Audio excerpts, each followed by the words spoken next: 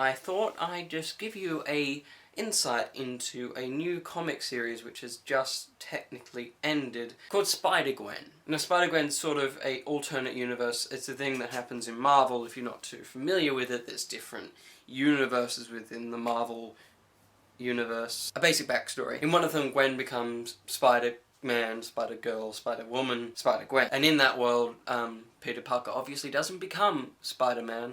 He then sees Spider-Gwen in the news and, you know, wants to become like Spider-Gwen, and a similar thing to the way that Dr. Connors, which is the lizard, and that sort of incident happens with Peter, but instead it's obviously Peter that dies, and it's a certain sort of parallel, contrasting thing to the way that Peter and Gwen's relationship ends. But instead, it is the beginning of Spider-Gwen. Now, Spider-Gwen has run for 5 issues. Those 5 issues are available, of course, on the Marvel Now. No, not Marvel Now. There's an app for Marvel Comics, and you should definitely pick those up if you've got the money. Spider-Gwen started in Spider-Verse as just a tie-in sort of called Edge of Spider-Verse, when they were sort of pulling in all these different Spider-Men and women from every dimension, including a pig, into one comic event, which is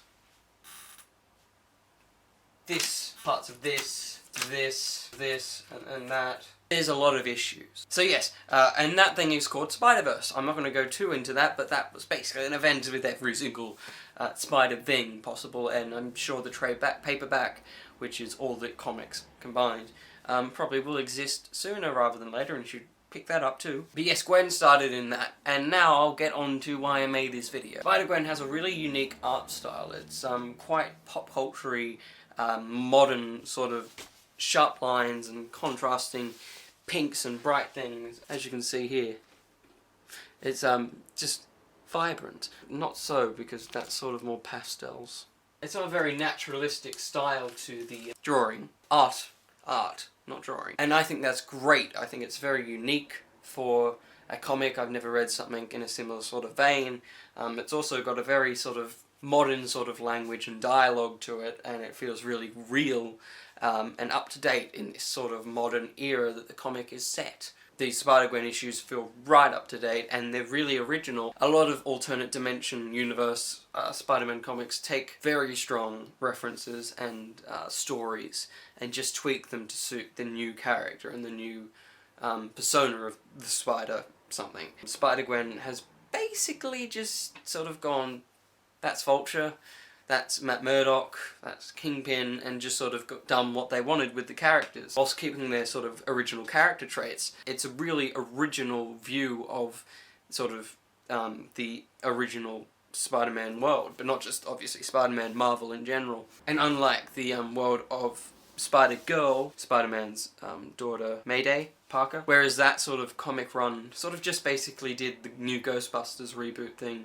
where they switched genders of things. This one keeps basically all the characters with their main attributes. So it's basically the same world, but just designed to suit this brand new art style and direction. And I think it's brilliant. I think if you're going to pick up a trade paperback anytime soon, make sure you get Spider-Gwen. Annoyingly, she's just finished. They only did a 5-issue run because the newest thing is Secret Wars, and that's basically the entire Marvel universe being destroyed. And within Secret Wars, we are getting Spider-Verse is returning, the thing I aforementioned, and it's going to be quite an interesting adventure for Secret Wars in general. Another thing which you should probably look into. There's millions, not quite, of issues for Secret Wars, so don't, well you could, but there's a lot. Try and keep up, because I'm not. I'm basically buying all the Spidey issues, and they're quite good so far, but that's not what this video was about. It was Spider-Gwen, and I hope you enjoyed my recommendations. I hope the various pages that I put up might tickle your tongue, tickle your fancy, make you peckish? I have no idea. Tickle your senses? There's definitely a saying with tickle my fancy. That just sounds weird. Yeah, Spider-Gwen. Have a look into it, and you can catch me on the Nerdcast channel, because I've been involved in a few videos there, and hopefully Teen Time Lord will return soon. But until then, thank you for watching. I'm trying to find something. This'll do. And I'll see you in another video. Bye-bye!